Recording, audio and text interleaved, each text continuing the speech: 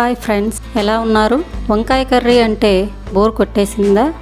వంకాయ అంటే గుర్తుకు వచ్చే కర్రీ గుత్తి వంకాయ. వంకాయలో ఎన్నో రుచికరమైన రెసిపీస్ చాలానే ఉన్నాయి. వాటిలో మసాలా వంకాయ రెసిపీ ఒకటి. ఈ మసాలా ఏంటి, ఆ మసాలా ఎలా చేస్తారు తెలుసా? ఈ మసాలా వంకాయ రెసిపీ గురించి చూసేద్దామా మరి? Welcome to MaahirMix vlogs.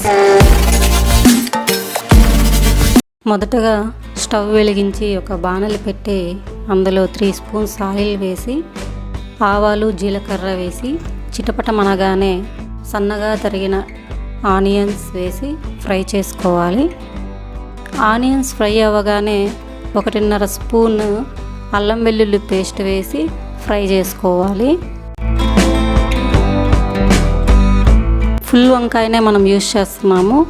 వంకాయని నూనెలో వేసి కాసేపు వేయించుకున్న తర్వాత ఒక టమోటాని కూడా సన్నగా కట్ చేసి వేసుకోవాలి.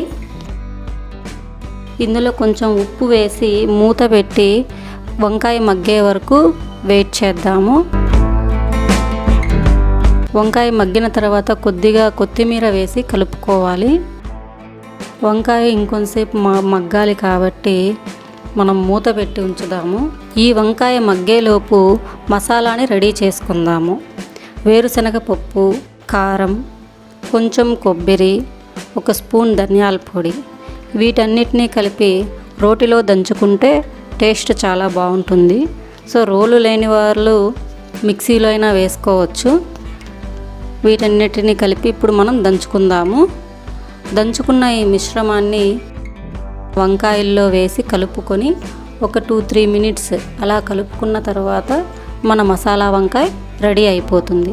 ఈ మసాలా వంకాయ సైడ్ డిష్గా చాలా రుచికరంగా ఉంటుంది.